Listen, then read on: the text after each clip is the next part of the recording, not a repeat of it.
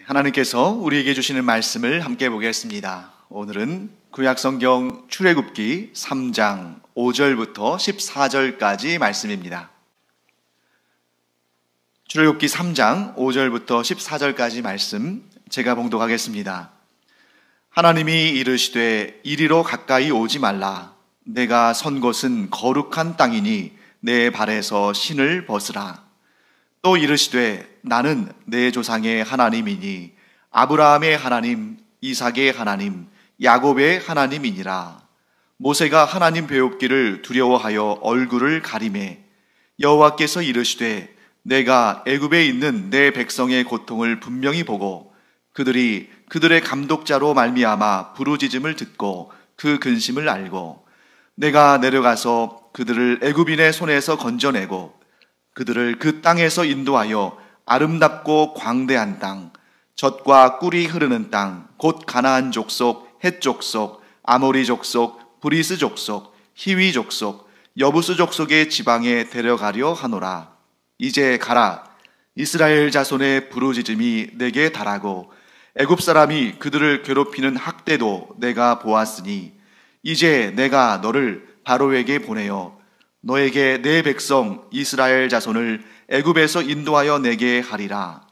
모세가 하나님께 아뢰되 내가 누구이기에 바로에게 가며 이스라엘 자손을 애굽에서 인도하여 내리이까? 하나님이 이르시되 내가 반드시 너와 함께 있으리라. 내가 그 백성을 애굽에서 인도하여 낸 후에 너희가 이 산에서 하나님을 섬기리니 이것이 내가 너를 보낸 증거니라. 모세가 하나님께 아뢰되 내가 이스라엘 자손에게 가서 이르기를 너희의 조상의 하나님이 나를 너희에게 보내셨다 하면 그들이 내게 묻기를 그의 이름이 무엇이냐 하리니 내가 무엇이라고 그들에게 말하리이까? 하나님이 모세에게 이르시되 나는 스스로 있는 자이니라. 또 이르시되 너는 이스라엘 자손에게 이같이 이르기를 스스로 있는 자가 나를 너희에게 보내셨다 하라. 아멘. 지난 시간에 우리가 불타는 떨기나무 가운데서 하나님께서 모세야 모세야 하시면서 모세를 부르신 내용을 함께 살펴봤습니다. 모세를 부르신 하나님은 오늘 본문의 5절에서 이렇게 말씀하십니다. 이리로 가까이 오지 말라. 내가 선 곳은 거룩한 땅이니 내 발에서 신을 벗으라. 하나님은 모세에게 하나님께서 어떤 분이신지 분명히 드러내셨습니다. 자, 하나님은 거룩하신 분이시다. 그렇기 때문에 하나님의 임재가 있는 곳 역시 거룩한 곳이다. 하나님은 거룩하신 분이시다. 그렇기 때문에 하나님의 임재가 있는 곳, 이곳 예배를 받으시는 이곳도 거룩한 것이고 하나님께서 주인 되시는 하나님이 거하시는 여러분의 가정도 거룩한 것이고 하나님께서 여러분들의 마음속에 주인으로 계시기 때문에 여러분도 거룩한 사람들인 줄 믿습니다. 이게 바로 우리가 성도라고 불림받는 이유이죠. 하나님께서는 모세에게 네가 선 곳이 거룩한 곳이기 때문에 즉 나의 임재가 있는 곳에 네가 서 있기 때문에 발에서 신을 벗으라고 말씀하십니다. 자, 여러분 신발은 인간에게 가장 필요한 필수적인 품목 가운데 하나죠. 꼭 필요하고 요긴하게 사용되는 것입니다. 하지만 동시에 신발은 인간이 사용하는 물건 중에 가장 더러운 것들 가운데 하나입니다. 가장 더러운 것 꼽으라면 아마 세 손가락 안에 신발 들어가지 않을까요? 그래서 성경을 우리가 보면 누군가가 맨손으로 그 사람의 뺨을 때리면 굉장히 모욕적인 일로 받아들입니다. 그런데 그보다 더 모욕적인 일, 최악의 모욕적인 일은 뭐냐면 신을 벗어서 그 신으로, 그 신발로 뺨을 때리면 이것은 정말 최악의 모욕적인 일이 되는 것입니다. 그만큼 신은 더럽고 추악한 것을 상징하는 그런 물건이죠.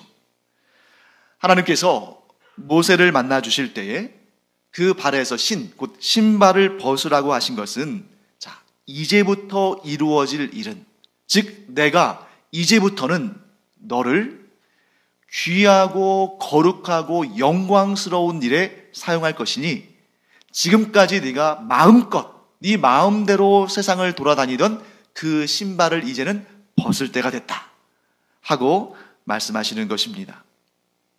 사랑하는 성도 여러분, 오늘날 우리도 3500년 전에 모세와 같이 하나님의 부르심을 받은 자들입니다.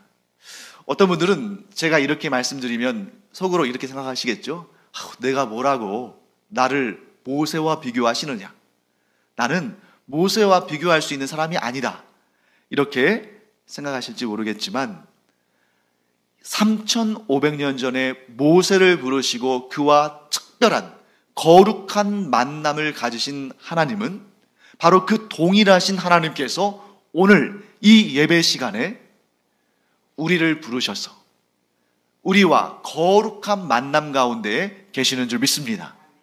단지 이 예배 시간뿐만 아니라 우리의 모든 삶의 모든 순간순간마다 하나님은 우리와 동행하시고 우리와 함께 일하시는 분이십니다. 그렇기 때문에 우리가 비록 우리 발이 상하지 않도록 육신의 신발은 신지만 우리의 영의 신발은 벗어서 거룩하신 하나님과 동행하는 우리가 되기를 간절히 축원합니다. 죄악된 세상을 다니면서 우리가 여기저기 다니면서 우리의 신발에는 많은 죄악과 허물들이 묻어 있습니다. 우리가 아무리 경건하게 살려고 노력해도 우리는 이 세상의 그 수많은 죄의 유혹들을 다 뿌리칠 수가 없습니다. 우리 스스로가 증인이죠. 내가 아무리 열심히 노력해도 나의 주변을 둘러싸고 있는 상황들이 나로 하여금 온전히 거룩한 삶을 살기에 방해가 되는 일들을 자꾸 우리 앞에 뿌려놓습니다. 그러니 이 죄악된 세상을 살아가면서 우리가 죄와 허물을 밟지 않고 다닐 수 있는 그러한 능력이 없는 것이죠. 그때 우리는 내 스스로 내 신발을 벗길 수 없다는 사실을 잘 압니다. 우리가 세상을 살면서 우리 안에 있는 더러운 죄성이 우리를 미혹하기도 하고, 그래서 우리가 걸려 넘어지기도 하고, 또 때로는 우리 주변에 있는 상황이 나는 그렇게 살고 싶지 않은데, 나는 정말 하나님의 자녀로서 이 세상에서 더러운 것 발에 묻히고 살고 싶지 않은데, 이 세상의 구조적인 악이, 이 세상에 그러한 나도 모르는 사이에 물들어 있는 그런 거짓되고 죄악된 문화들이 나도 모르는 사이에 내가 그것에 젖어들게 하고, 나도 모르는 사이에 그것과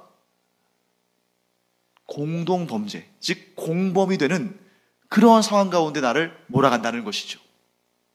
그렇기 때문에 우리가 우리의 죄악을 낱낱이 다 알 수가 없습니다. 이 죄악된 세상과 그 문화 가운데 살면서 어떨 때는 이게 죄인지도 몰라요. 그런데 내가 그 죄악 가운데, 그 허물 가운데, 더 더럽고 추악한 가운데에 내가 발을 딛고 살 수 있는 것입니다. 그래서 우리는 우리의 신발을 벗겨주실 분이 필요한 것이죠. 그분이 바로 예수님이십니다. 우리가 그 죄악 가운데 살면서 나의 개인적인 죄든 이 사회의 구조적인 죄든 어떤 죄든 간에 그 죄와 도무지 멀리하며 살지 못하는 그런 상황을 아시기 때문에 예수님께서 하늘 영광을 버리시고 이 땅에 오셨습니다. 그래서 우리가 감히 만질 수 없는, 여러분 너무 더러우면 감히 그것을 손댈 수도 없잖아요. 죄와 악으로 너무나 오염되고 너무나 썩어 문드러져서 감히 우리가 손을 댈 수 없는 그 신발을, 그 더럽고 추악한 것을 우리의 주님이신 예수님께서 그 죄로 물든 신발을 벗기시고 그 허물이 가득한 발을 직접 씻어주셨습니다. 그래서 우리는 거룩하신 하나님 앞에 설 수 있는 것입니다. 죄와 허물이 있는 우리가 감히 어떻게 하나님 앞에 설 수 있습니까? 오히려 우리가 우리 자신을 정확하게 본다면 하나님께서 우리의 이름을 부르신다 할지라도 우리는 감히 두려워서 하나님 앞에 설 수가 없습니다.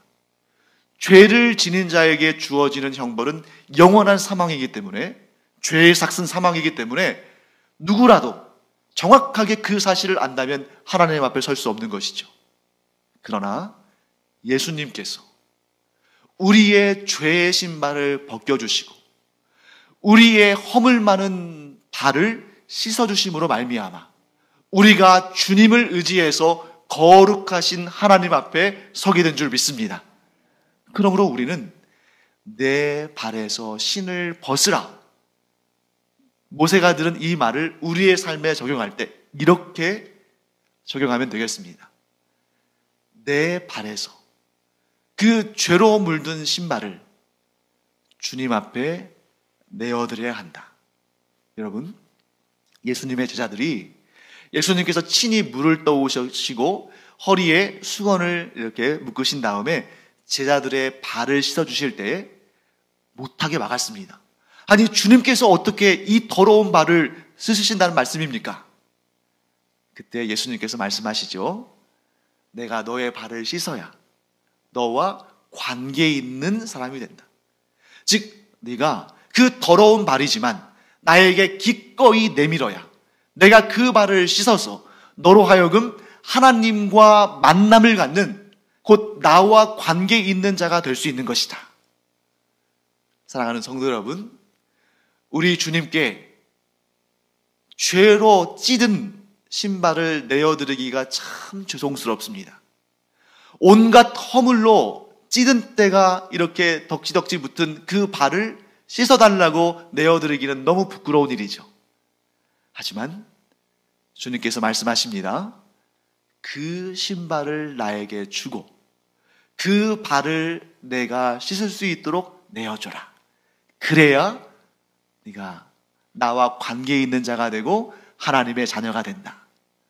사랑하는 성도 여러분, 사람들 앞에서는 어떻게 해서든지 간에 우리의 죄와 허물을 감추고 싶지만 예수님께는 우리가 어떻게 해서든 정말 눈에 보이지 않는 세미한 죄악이라 할지라도 예수님께 내어드려서 그 죄 문제가 해결을 받고 하나님 앞에 거룩한 자로 서는 우리 모두가 되기를 간절히 축원합니다.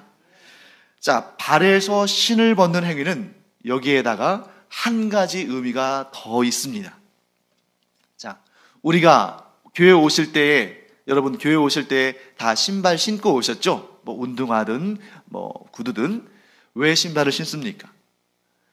내 발이 상하지 않도록 보호하면서 내가 가고 싶은 곳에 마음껏 가기 위해서 신발을 신습니다.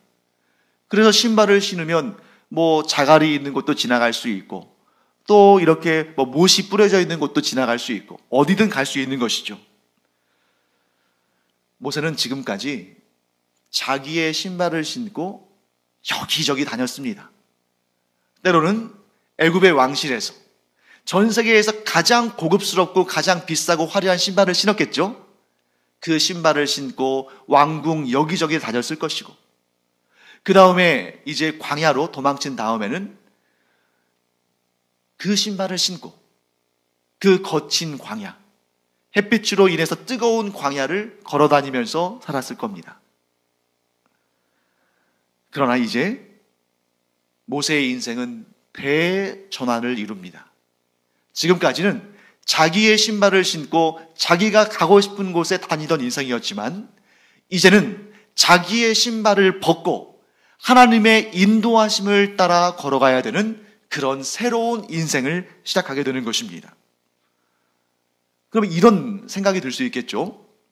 아, 내가 신발을 벗어버렸으니까 이 험한 땅을 지나갈 때 다치지는 않을까? 위험하지 않을까? 내가 맨발로 다니는데 발을 상하지는 않을까? 여러분, 염려하지 않으시기 바랍니다. 이스라엘 백성들이 그 광야에서 40년을 유랑 생활하면서도 매일같이 잠자고 먹는 시간 빼놓고는 거의 걷다시피 했는데도 무려 40년을 그런 생활을 했음에도 불구하고 하나님은 그들의 발이 부르트지 않게 하셨습니다. 아무리 좋은 신, 아무리 튼튼한 신을 신어도 얼마 가지 않으면 그 신발은 닳아 없어지고 또 발에 맞지 않는 신을 신으면 발이 도리어 더 아픕니다. 그런데 하나님께서는 그 이스라엘 백성들을 인도하시면서 그 40년 동안 그들의 발이 부르트지 않도록 보호하시고 지켜주시고 인도하셨습니다. 하나님은 우리에게도 동일한 은혜를 부어주실 줄 믿습니다. 우리가 평생토록 우리의 발에서 신을 벗고 주님과 동행할 때 하나님은 우리의 발이 부르트지 않게 하실 것입니다. 여러분, 이 말씀을 너무 문자 그대로 받아들여서 그러면 오늘부터 내가 맨발로 다녀야겠다, 이게 아니라 우리의 영의 신을 의미하는 거죠. 우리의 영의 발에서 우리의 그 영의 신을 벗는다는 것은 지금까지는 내 생각대로, 내 주관대로 내가 내 인생의 주인이 돼서 내 마음대로 내 인생을 이리저리 이끌고 다니고 싶었지만, 이제 하나님의 부르심을 받은 우리는 우리의 영의 신발을 벗어버리고 주님께서 인도하시는 길을 따라 그 길에 믿음과 순종으로 반응하며 주님과 함께 동행할 때 결코 우리의 발이 부르트지 않게 하실 뿐만 아니라 우리를 생명길로 인도하실 줄 믿습니다. 40년 전에 모세는 의기양양했습니다. 자기의 신발을 신고 자유롭게 다니고 싶은 데마다 다니면서 심지어 자기 민족인 히브리 민족의 구원자 역할을 자처했습니다. 자기의 힘과 의지를 가지고 자기의 민족의 억울함을 풀어주려고 했습니다. 그래서 히브리 사람을 때리고 학대하는 그 애굽 사람을 보고 분노가 치밀어 올라서 그 사람을 때리다가 결국 죽였습니다. 처음부터 죽이려고 했던 건 아니겠죠. 그런데 그 자신 안에 너무 뜨거운 열정이 있다 보니까 때리다 보니까 어쩌다 보니까 죽은 거겠죠. 40년 전에 모세는 이처럼 내 힘으로, 내 방식으로 내가 나의 민족을 한번 구해보겠다 하는 그런 열정으로 활활 타올랐습니다. 자기 스스로의 힘으로 역사를 바꿔보고자 힘썼습니다. 그런데요, 하나님은 그런 모세를 사용하지 않으셨습니다. 오늘 하나님의 부르심을 받은 모세가 아마 속으로 이렇게 생각했을지 몰라요. 겉으로는 표현 못했지만, 하나님, 저를 부르시려거든 40년 전에 제가 애굽 왕실에 있을 때, 정말 제가 뭐라도 좀 할 수 있는 그때에 내가 능력도 있고 기회도 있고 돕는 사람들도 있던 그때에 저를 부르셨으면 제가 뭔가 해내지 않았겠습니까? 그런데 하나님, 저를 보십시오. 이 40년 동안 광야에서 도망자로, 은둔자로 숨어 지냈던 제가 무슨 힘이 있다고 저를 부르십니까? 하나님께서 주소를 잘못 찾아오셨거나 아니면 사람을 잘못 보신 것 같습니다. 그러나 그 40년은 헛되이 버려진 시간이 아니라 하나님께서 모세를 잘 사용하시기 위해서 준비시키시고 훈련시키신 시간이었다 하는 것을 우리는 알아야 됩니다.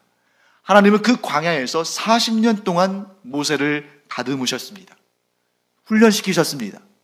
뭔가 대단한 쪽집게 과외를 하신 것이 아니라, 뭔가 대단한 훈련 프로그램을 마련하신 것이 아니라 어떻게 하셨냐면 아무 일도 뜻대로 안 되게 하셨습니다. 애굽의 왕실에 있을 때는 모세가 심부름만 시키면 뭐든 구해다 줬겠죠. 저 인도까지 가서 값비싸고 귀한 그런 물건들도 막 가져왔을 것이고, 저기 터키, 아라비아 어디든 다니면서 좋은 물건을 다 가져왔을 겁니다. 그런데 지금은 이 미디안 제사장, 이드로라는 사람이 방 한 칸 내주지 않으면 어디 가서 숨어 있을 곳도 없는 그런 처량한 신세가 됐죠. 하나님은 40년 동안 모세가 자기 뜻대로 할 수 있는 것은 아무것도 없게 자기의 장인의 양떼나 좀 치는 그 정도, 그래서 그 일 좀 도와주면서 밥 빌어먹는 정도, 이 정도를 제외하고는 아무것도 그의 뜻대로 되는 것이 없는 것 같은 40년의 인생을 지나게 하셨습니다. 그 시간이 모세에게는 가장 암흑 같은 시간, 가장 고통스러운 시간, 가장 외롭고 고독한 시간이었을지 모르지만 하나님 보시기에는 이제 됐다. 그 상태면 내가 너를 쓸 수 있겠다 하고 생각하시고 모세를 부르신 것입니다. 그렇게 40년 동안 모세를 연단시키시고 준비하게 하신 하나님께서 모세에게 내리신 첫 번째 명령이 뭐였어요? 너의 발에서 신을 벗어라. 왜 그렇습니까? 이제는 내가 너를 이끌어가고 너와 함께 할 것이니 너는 나의 사람이요, 나의 일꾼이요, 나의 종이다 하고 말씀하시는 것입니다. 그때부터 이제 하나님께서 본격적으로 역사하심이 드러나는 것이죠. 40년이나 되는 오랜 세월 가운데 하나님께서는 모세에게 확실한 교훈을 얻게 하셨습니다. 이제 너의 발에서 신을 벗어라. 너의 길을 나에게 맡겨라. 지금까지는 네가 너의 길을 갔지만 이제는 나의 인도함을 받아서 내가 너에게 보이는 길로 가야 한다. 사랑하는 성도 여러분, 우리가 하나님을 믿기로 작정했다면 이제 우리의 발에서 신을 벗어야 합니다. 우리가 양다리를 거치며 살면 안 돼요. 여전히 내가 주인으로, 여전히 내 인생을 내가 주관하고 살고 싶으면서 하나님을 나의 주님이라고 부르는 것 어울리지 않습니다. 하나님께서 그러한 삶을 기뻐하지 않으셔요. 우리가 하나님을 나의 주님이라고 믿고 섬기고 선포한다면 나의 발에서 신을 벗고 주님의 인도하심을 따라 믿음과 순종으로 나아갈 것을 선언해야 됩니다. 이제 모세는 그 발에서 신을 벗었습니다. 이제 그는 주님의 인도하심을 따라 살 수밖에 없는 하나님의 종이 되었습니다. 그렇게 해서 하나님의 종이 된 모세에게 하나님께서 이런 명령을 주십니다. 이스라엘 백성을 애굽에서 인도해내라. 여러분, 이 말씀을 들은 모세는 아마 기가 찼을 겁니다. 왜냐하면 모세가 애굽에서 왜 도망 나왔습니까? 애굽 왕이 자기를 잡아서 죽이려고 했죠.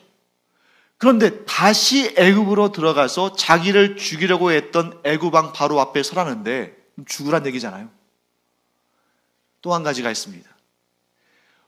이 애굽 왕도 무섭지만 모세에게 가장 무섭고 가장 꺼려지는 사람들이 있었는데 그들은 바로 그가 인도해내야 할 이스라엘 사람들이었어요.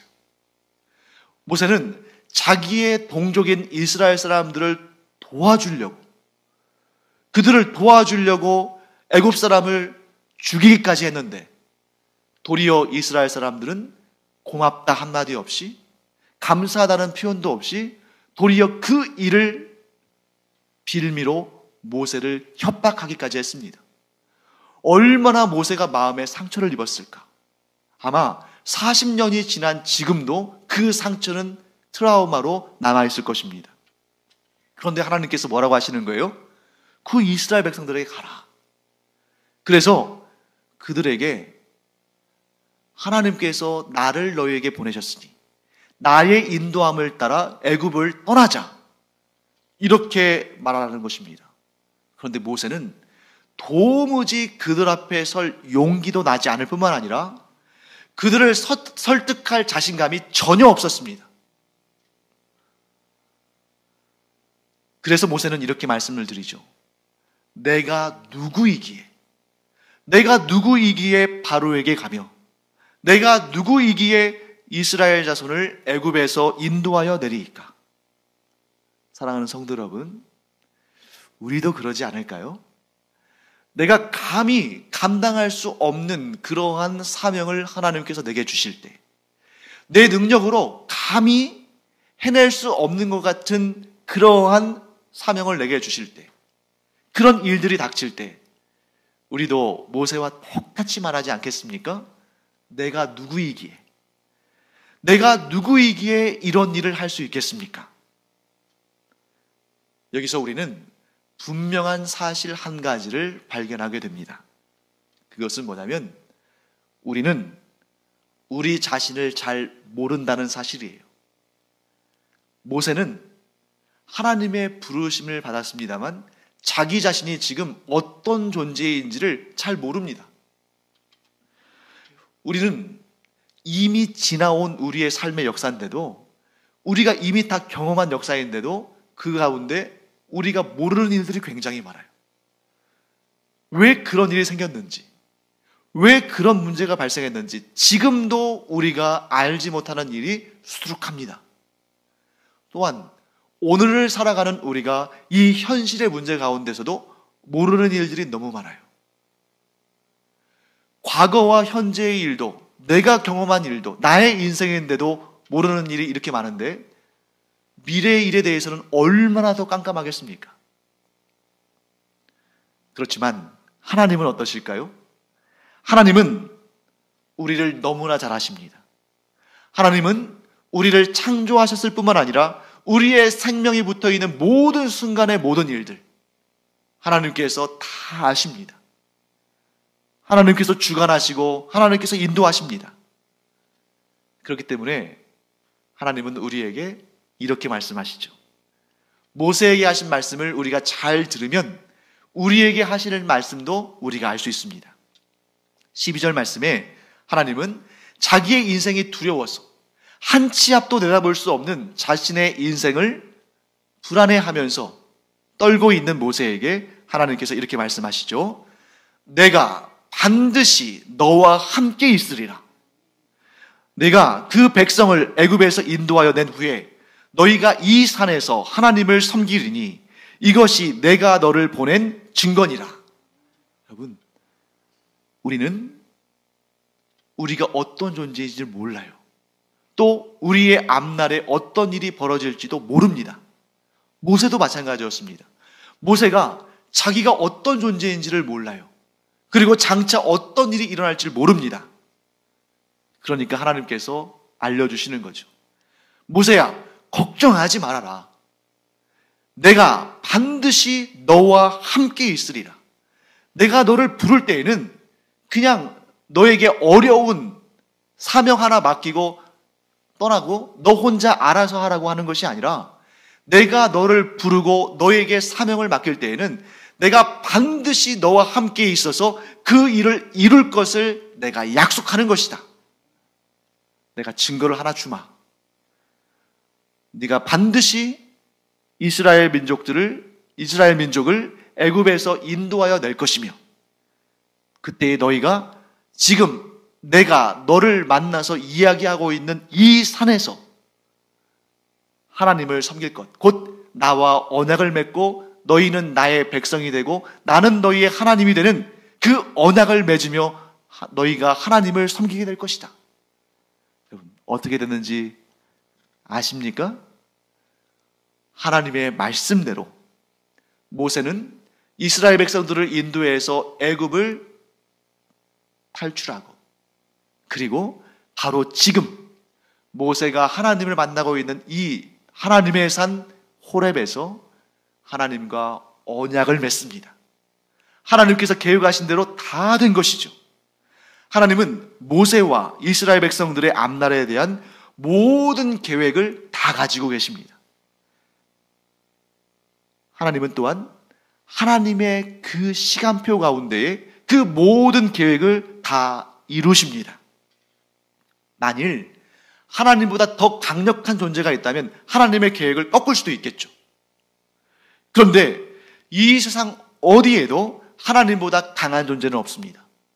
그렇기 때문에 하나님의 계획은 반드시 이루어진다.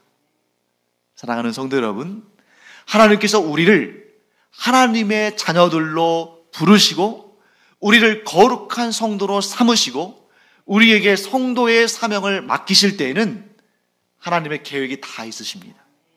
만일 하나님보다 더 강한 존재가 있다면 이 계획에 차질이 생길 수도 있지만 전지전능하신 유일하신 하나님은 이 모든 계획을 하나님의 때에 이루시는 줄 믿습니다.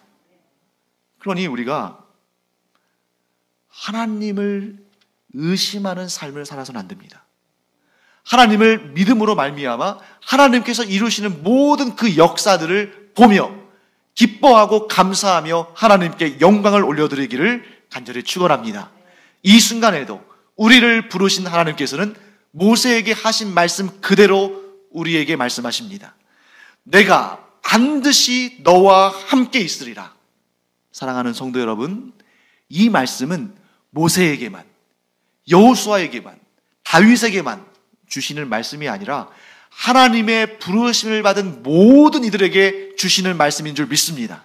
만일 하나님이 사람이라면, 만일 하나님이 사람으로서의 왕이나 권력자라면 그 능력에 한계가 있기 때문에 우선순위를 정해서 몇 명만 줄 수 있겠죠.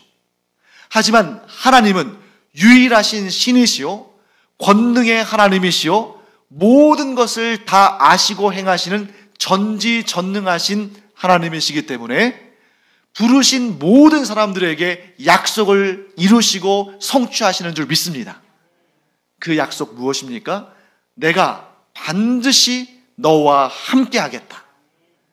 네가 너의 발에서 신을 벗고 나를 의지하며 나를 따르기 시작하면 나는 반드시 너와 함께 있으리라. 이 약속을 붙들고 우리의 발에서 신을 벗고 하나님을 믿음과 순종함으로 따라가는 우리 모두가 되기를 간절히 축원합니다. 그래서 여러분, 예수님께서 이 땅에 오실 때에 예수라는 이름을 가지고 오셨지만 또 다른 이름이 있으셨어요. 그 이름이 뭘까요? 예수님께서 이 땅에 강생하실 때에 천사들이 우리에게 그 이름을 알려주었죠. 그 이름은 임마누엘입니다. 임마누엘의 하나님이 곧 예수님입니다. 임마누엘 무슨 뜻이에요? 하나님이 우리와 함께 계시다. 예수님께서 그 언약의 보증이 되셨습니다. 예수님께서 하늘 영광을 버리시고 이 땅에 오신 이유는 임마누엘의 하나님, 곧 하나님은 하나님의 자녀들과 영원히 함께 계신다. 반드시 함께 계신다. 이것에 대한 가장 분명하고 확실한 증거가 예수님이다. 그래서 우리가 우리의 마음속에 예수님을 나의 주인으로 모시고 살면 그것이 곧 하나님께서 나와 영원히 함께 하신다는 언약의 보증이다 하는 것을 우리가 알게 됩니다. 자, 그리고 이제 우리 마지막으로 시간이 좀 많이 지났습니다만 13절, 14절을 한번 읽고 우리가 좀 마무리를 하겠습니다. 13절, 14절 제가 읽겠습니다. 모세가 하나님께 아뢰되 내가 이스라엘 자손에게 가서 이르기를 너희의 조상의 하나님이 나를 너희에게 보내셨다 하면 그들이 내게 묻기를 그의 이름이 무엇이냐 하리니 내가 무엇이라고 그들에게 말하리이까. 하나님이 모세에게 이르시되 나는 스스로 있는 자이니라. 또 이르시되 너는 이스라엘 자손에게 이같이 이르기를 스스로 있는 자가 나를 너희에게 보내셨다 하라. 아멘. 스스로 있는 자, 바로 이것이 하나님의 이름입니다. 여러분, 하나님의 이름은 하나님 아닌가? 네. 우리가 이 명칭들을 조금 잘 알아둘 필요가 있어요. 자, 우리가 예수님을 공식적으로 부를 때 뭐라고 부릅니까? 예수 그리스도 혹은 그리스도 예수 이렇게 부르죠. 그때 예수라는 명칭이 고유명사로서 성자 하나님의 이름입니다. 그리스도는 뭘까요? 그리스도는 이름이 아니에요. 이것은 고유명사가 아닙니다. 그래서 뭐냐면 메시아, 구원자라는 직책이나 직분의 즉 신분의 명칭입니다. 뭐 예를 들면 강성원 목사였을 때 목사가 제 이름은 아니잖아요. 그러니까 목사는 저의 칭호, 저의 직분 이런 거죠. 하나님도 마찬가지입니다. 하나님도 이 절대자에 대한 어떤 직분, 직책, 신분 이런 걸 의미하는 거죠. 그럼 고유명사가 따로 있겠죠. 그 고유명사가 정확히 어떤 발음인지 아무도 모릅니다.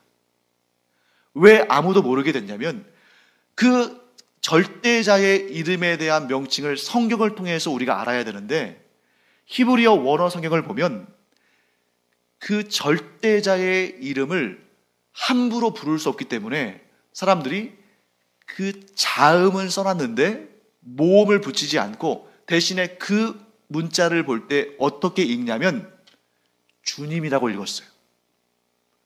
그러니까 우리가 여호와라고 지금 성경에 되어 있는 것은 성부 하나님의 이름을 추측해서 써놓은 겁니다. 정확한 명칭은 지금도 알 수 없어요. 왜? 구약 성경을 기록하고 가지고 있던 이 유대 민족이 그 단어의 발음을 잊어버렸어요.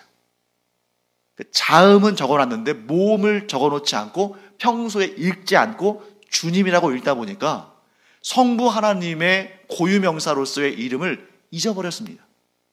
그래서 그것을 신학적으로 이렇게 저렇게 추론하다 보니까 어떤 사람은 여호와라고 지칭하고 어떤 사람은 야외라고 지칭하고 어떤 사람은 야훼라고도 하고 다양합니다.